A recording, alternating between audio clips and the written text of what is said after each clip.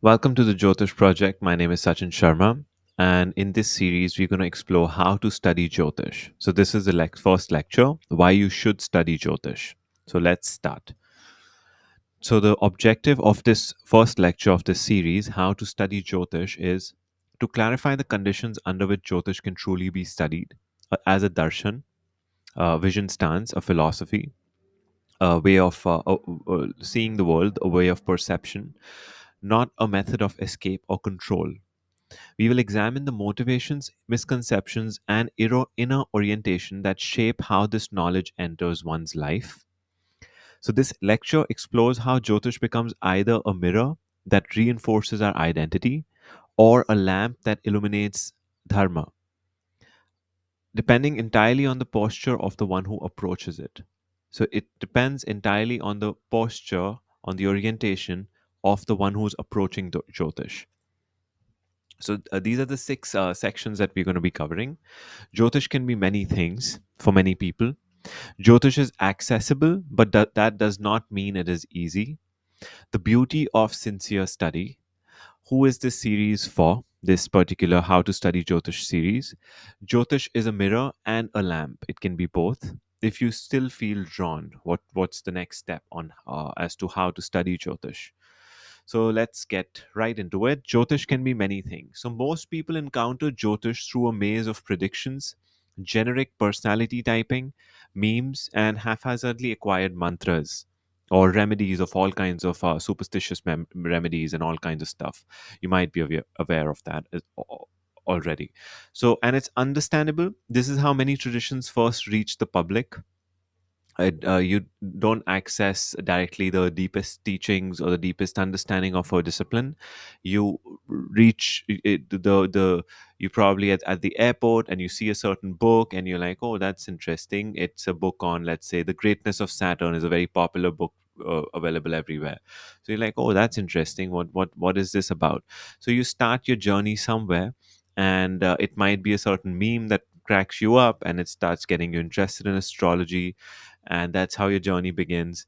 So it can be, for me, it was in 2014 when I saw an advertisement on one of these. I was on some website and there was just this clickable ad, and it was about casting your birth chart. So I clicked that and I casted my chart and started reading upon it. So everyone has their own uh, start, like, and it can come through anything literally. So for some, Jyotish becomes a guide for timing things well, uh, choosing when to marry, travel, change jobs, and things like that, which I wouldn't recommend. That's not how one should start, because it takes away the locus of control from the person, and it's also not grounding in real understanding. One is just believing that, okay, Jyotish will tell me when I should marry, when I should travel, without really understanding how and why it does that. What are the implications? Is it even the right way to approach it, and things like that? So one has to get a bit grounded before directly getting into Jyotish in these ways. For others, it becomes a psychological mirror, revealing unseen patterns and tendencies, which is amazing. For a few, it evolves into something else entirely, a means of inner work, a path to inquiry. And that's one of the best ways. It becomes a very profound psychoanalytic, psychotherapeutic tool. It reveals a lot of unconscious patterns within us, a lot of tendencies. It gives us self acceptance and ways to maneuver and become better human beings in a lot of ways. So, all of these different ways, different methods, different way Jyotish reaches us is all valid. It's all beautiful, it's all amazing, and it's all complex. Why it happens, how it happens, it's just different for everyone. So Jyotish can give us different kinds of answers. It does so, grounded, accurate, sometimes even uncanny. But it can also train your perception, not just to predict life, which is amazing and fascinating, but to participate in it more consciously. So it allows us to, Jyoti sort of illuminates our position in this dark space time vacuum that we are in, that consciousness is sort of drifting within, like, just sort of meaninglessly. It starts giving us an orientation, a sort of what is happening, why is it happening, who is it happening to, how it is happening, and things like that. Start These kinds of questions are sort of posited, and then through the study of Jyotish, through an understanding of Jyotish, through the study of our birth chart, start becoming more uh, apparent to us, more clear to us.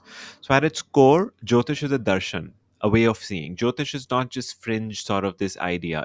There is Sankhya, yoga, philosophy, all these sort of distinctions that have been made, which I don't fully agree with. These are sort of one unified vision of of, of Indic sort of metaphysics practices and stuff like that. They've been divided and philosophized by the academic scholars in these ways to sort of grasp this knowledge, to break it down into parts, to sort of make them compete against each other and stuff like that. And people have also done that over the past 2000 years and for different complex reasons. But the idea is Jyotish is one of the darshanas, and we haven't been seeing it as a darshana, as a philosophy. Not darshana is not really philosophy. Darshana comes from the root drish, which means to view, to see, to perceive. It opens a perception, a way of seeing, and it is one of the deepest, sort of most profound perceptions. Uh, it expands to match the intent of the one who studies it. So Jyotish would only become the Jyoti of Jyotish depends on the Jyoti that is wielding Jyotish. Wait, that was a bit, that was a mouthful. The Jyoti of Jyotish depends on the Jyoti, the light of the one that is wielding Jyotish.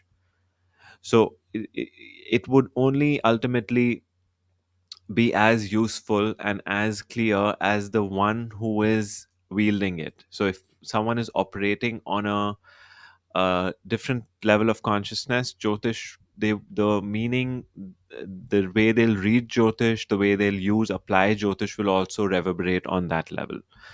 So the real question is, first and foremost, what do you want Jyotish to be for you? What is it that you would like to use Jyotish for? Some people are interested in financial astrology. Some people are interested in relationship counseling work. Some people are interested in shadow work. All of these modern sort of ideas, um, and which is amazing, which can be used in different way. You can use it for dharma, artha, kama, moksha. What are you going to use Jyotish for? So if you're looking for insight, prediction, meaning, timing, it offers that. If you're looking for a language to understand your suffering, your dharma, your intent, your inner architecture, it offers that too. If you're drawn to something even deeper, a reorientation of consciousness itself, Jyotish has that capacity as well. But how you approach it will determine what it gives you back. So the first question on how to study Jyotish series is, what do I want Jyotish to become for me even? What kind of curiosity do I have? What interests me? What piques my interests? Am I wanting to heal something within me? Am I wanting to become a healer of some sort? But how you approach it will determine what it gives you back. So this series is for those who want to explore Jyotish in its fullness, not just as a tool, but as a truth-bearing vision. Jyotish is accessible, but that doesn't mean it is easy. So in today's landscape, access to information is everywhere. PDF, YouTube videos like this one, software that calculates your chart with a click of a button. But information is not understanding. Many people begin studying Jyotish through chart analysis, tutorials, or planetary combinations.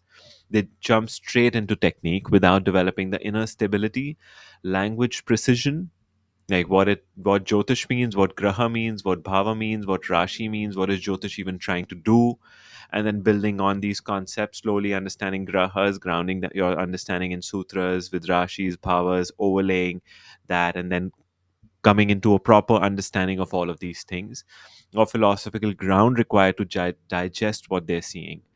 So they directly jump into yoga's techniques and predictive work and just take a 3 month, 2 month certification and start counseling and stuff.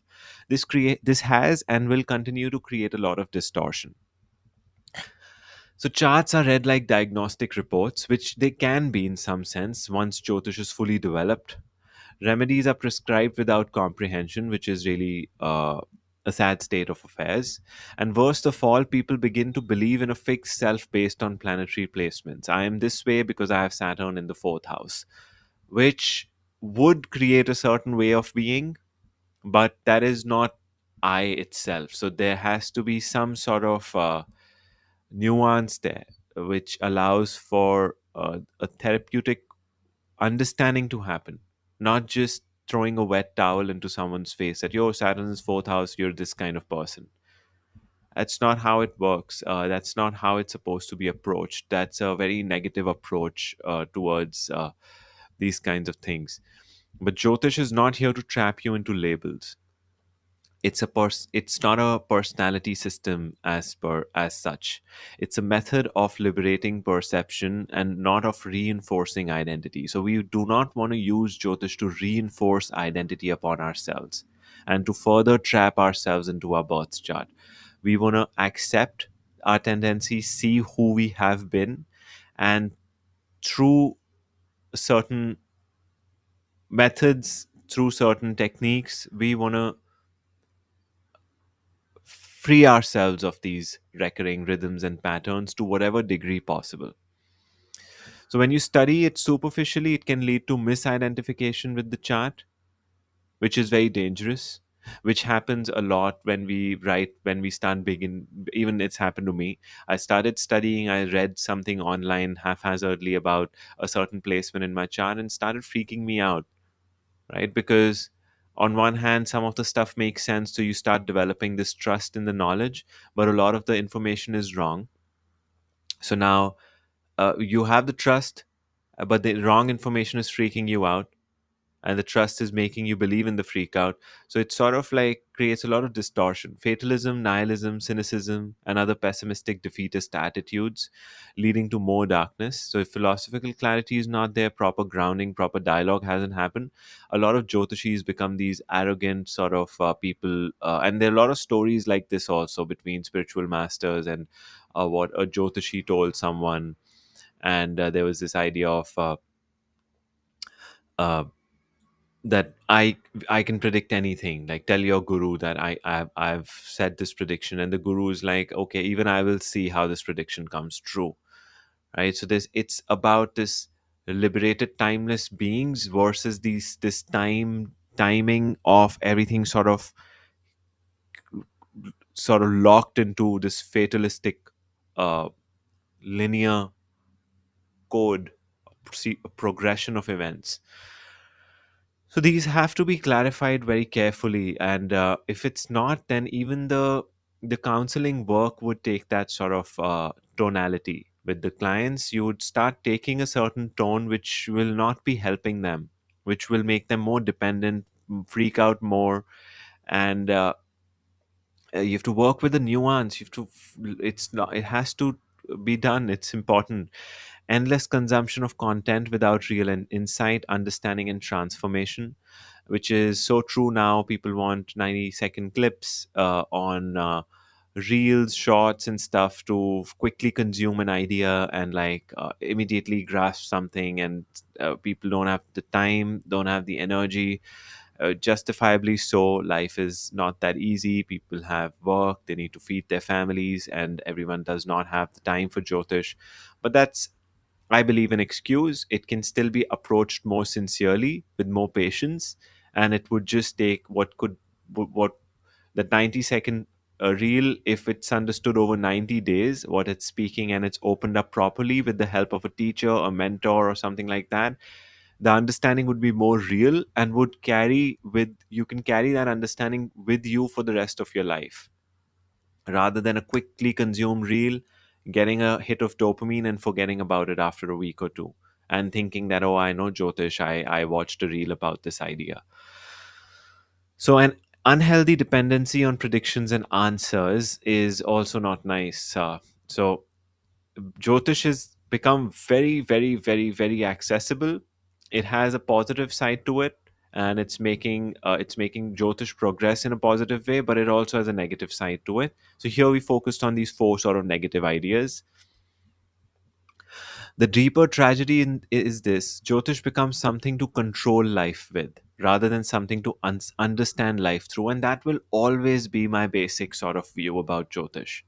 Jyotish is understanding the psycho-metaphysical structure, underlying structure of our ongoing experience of reality on earth. It's about understanding the structure. It's about understanding. It's not about controlling and wrestling with life to fulfill our narrowly perceived desires, which we see as the right desire. And if I have this, everything's going to be okay. And then if I get married, I'll be happy. And then we get married and we're not happy. And then if I have children, I'll be happy. So we're producing desire based on a certain idea. And when the desire gets fulfilled, we sort of find ourselves not have fulfill that promise in a certain sense. The idea is not to control life to produce the outcomes that you desire, but rather something. It's about understanding life, the structure and dynamics of life. And once you understand the structure and dynamics of life, the way you're desiring the questions, desire is itself not bad, but the way you're approaching desire sort of shifts a little bit at least. So this is not about scaring people away. It's about preserving the dignity of the study. The great sages who gave us this darshan did not intend it to be memorized, monetized, or mimicked. It can be it needs to be memorized, it needs to be monetized, and it needs to be mimicked. But that's not the purpose. That's not the foundation of it. Uh, They intended it to be entered, contemplated, and realized. That's what it's for. We can use it in different ways. It's good. More power to everyone to do what they need to do with it, but to not uproot it to the point of that we don't even know what we're doing anymore. So let's get into the beauty of sincere study. What is sincerity? For all the confusion that surrounds Jyotish today, the essence of study remains untouched, waiting for someone to approach it sincerely. Sincerity doesn't mean knowing Sanskrit, memorizing sutras, or having a guru lineage from birth. These are all false ideas. These are all ideas that have made Jyotish less appealing and unapproachable. And these are also wrong kinds of ways of thinking of knowledge and intelligence and stuff like that. So, sincerity means one thing, only one thing, very simple: a genuine desire to see clearly. I just want to see more clearly. It's not even about truth, absolute truth, relative truth. It's not about right, wrong. I just want to be able to see clearly and genuinely desiring that from a deep, sincere place that I'm just there for that. So when Jyotish is approached with that kind of sincerity, something subtle shifts. The chart stops being a flat diagram and becomes a living mandala, a mandal, a Surya mandal. Solar system, Surya mandal, that's what it's called. The grahas are no longer planets on a page, they become forces shaping experience. Grahas are no longer planets on a page and being like, oh, I'm under the influence of this, that, these things are like after me, I need to worship them, to please them. They become forces shaping experience, structuring reality. And we want to see that clearly how it's structuring, why it's structuring, the way it's structuring our reality. Patterns begin to reveal themselves not just in others' lives, but in our own behavior, choices, and relationships. So we stop analyzing people and judging people, we start seeing ourselves. When we point a finger, fingers point us towards ourselves. That's how they say that. So there's a quiet joy in this kind of study, a joy that comes from orientation, from seeing why something is happening, when it is likely to move, and how one can participate consciously in it, how things happen in the first place. And then maybe we can ask why they happen. And maybe there's no answer sometimes. It's just the way it is sometimes. So we come to terms with that. We grieve it. One of the processes, very important processes in studying Jyotish is grieving your own birth chart, not deluding ourselves with these grandiose perceptions of ideas about our chart, or distorting our perception of, oh, in my moon in Gemini or things like that, and I'm forcing a narrative on ourselves. But seeing that there are issues there, I have not been the best person. I could be. There's always hope, but grieving it, grieving things that could never be, that will never be. Over time, Jyotish becomes more than just a framework for insight. It becomes a kind of contemplative yoga, a practice of attention. This is where the darshana really comes alive, when the study becomes inseparable from how you live. So it's not that I studied and then we go do something else. Initially, it's like that. That's how it is for me. And then slowly and steadily, your study and your life and how you sort of, it just sort of starts merging. It's sort of like this sort of dance sort of happens. First, you're just parallelly moving, you're studying and you're living your life. And then there's a moment when it starts intersecting. And then it intersects and goes like that, like that, like that. And it sort of goes and it sort of gets aligned and become what I study is how I also live. What I realize in my chart, what I realize through Jyotish, what I understand through Jyotish, what it makes me see more clearly is also how I'm living my life. So when you begin to listen to all that which arises in time and notice your responses to it, and then feel the inner structure of karma and the subtle ways it moves in complex, tragic, and beautiful ways, and understand the trap of compulsive becoming, a possibility of freedom of some sort becomes clear. When we become aware of this compulsivity that we are present within, we exist within, the possibility of stopping this compulsivity also becomes more clear. If darkness becomes evident, then even a small spark within that darkness becomes like a bright light. Jyotish is a clarification of the problem statement, the situation from which we must liberate. What do we want liberation from? We want liberation from Jyotish, from Kal, from this sort of compulsive cyclicality, madness, cyclical madness of being and becoming. So, who is this series for? How to study Jyotish? This new series that we're doing, How to Study Jyotish. This is the first lecture. This series isn't meant for everyone, and that's okay. Everything is not for everyone. Jyotish, like any darshan, doesn't try to convince you of its value. It reveals itself to those who are ready to walk with it, not just consume it mindlessly. This is for the person who feels inwardly called, even if confused, for the one who spent hours watching random astrology videos and still feels like something essential is missing. That's how it started for me. This is for those who sense that behind all the technicalities, the divisional charts, yogas, and transits, there's a deeper thread. It's also for the ones who have read a few books or taken a few courses and now feel lost in information, unsure of what's important or how to structure their learning. This series is not about quick tips or fast learning, it's about orientation. It's for those who are willing to slow down, to ask why something is even studied. Not just how, but why am I even studying Jyotish? What do I want Jyotish to be for me? Who is the one studying it? How do I orient myself as a student to be able to receive Jyotish properly? Perhaps most of all, this is for those who are not seeking certainty but seeking clarity. It's not for those who are seeking certainty, want to predict one, and it can do that. It can regulate our anxiety, but it's more about clarity. There's another way to relieve anxiety, which is through clarity.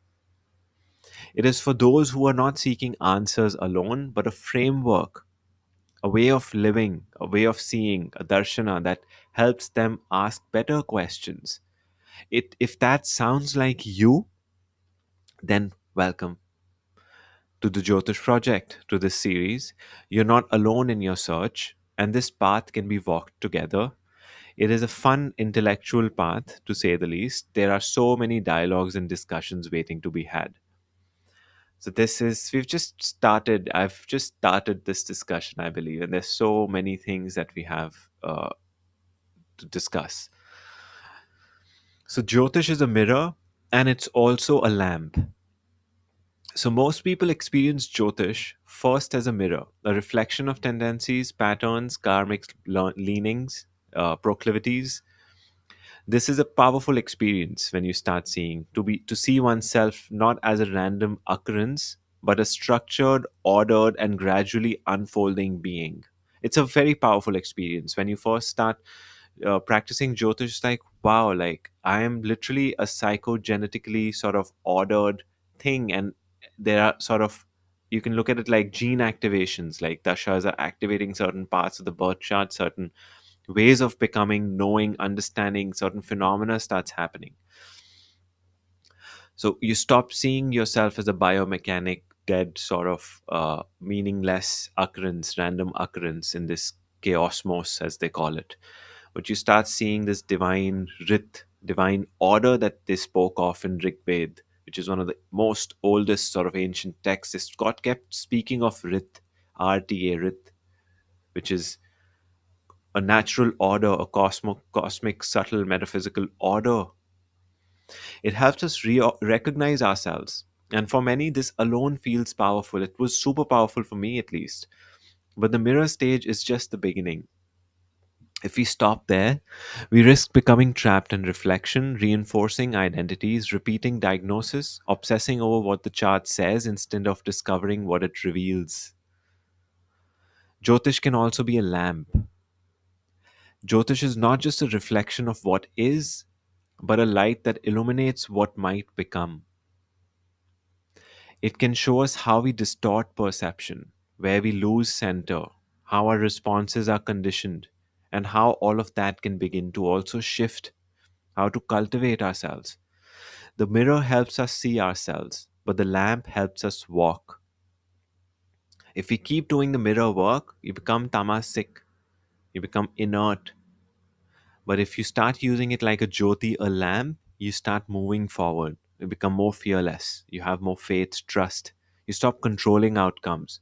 You walk with presence, and whatever comes up, you understand the structure and accept it as a divine order. So the lamp helps us walk with steadier steps, clearer intention, and a growing sense of rhythm with life. But for Jyotish to become a lamp and not just a mirror, it must be studied a little differently. It needs to be approached with a certain orientation. Not for quick insight, not for control, but for orientation and illumination. This shift from reflection to radiance is subtle. The act of sincere and disciplined study itself births this attitude. It happens when you stop asking, "What does this mean about me?" and start asking, "What does this reveal about the design that I am part of?" That's a huge switch, actually. What does this mean about me switches to, what does this reveal about the design I'm part of? What is the structure of the psyche itself that I am psyching myself out within? So that shift changes everything. It's what this series invites you into. The series that we're doing, How to Study Jyotish, is a question that I was never sort of, I kept asking when I was a student, and I never sort of got a clear answer. So this series comes from that pain. If you still feel drawn, if you still hear, reading, reflecting, then perhaps you're not casually interested in Jyotish. Perhaps something in you already knows that this is more than just prediction, that this is more than just identity, that Jyotish is a language that speaks to the structure of reality itself and to the place you hold within it. You may not feel ready. I still do not feel ready personally. And it is an inside joke within my heart that no matter how much Jyotish you study, you're still a beginner. You may still feel confused or intimidated. But readiness is not about confidence, it's about sincerity. A genuine desire to see clearly is how I've defined sincerity, is how we are approaching the term sincerity here. It has always been about sincerity for me personally. Maybe because I've been so insincere for so long. So it's probably because I've been insincere in all of my studies in my life that now this idea of sincerity has taken this very high value in the all of the hierarchy of all the values. It's the highest, which is sort of a genuine desire, an honest desire to wanting to study something more clearly, wanting to be there.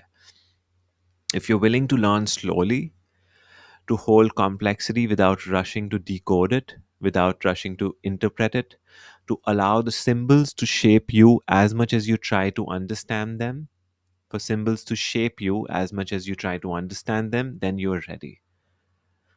Then you must study Jyotish. So, this series will not teach you how to read charts. This will not teach you how to read charts fast or decode your destiny.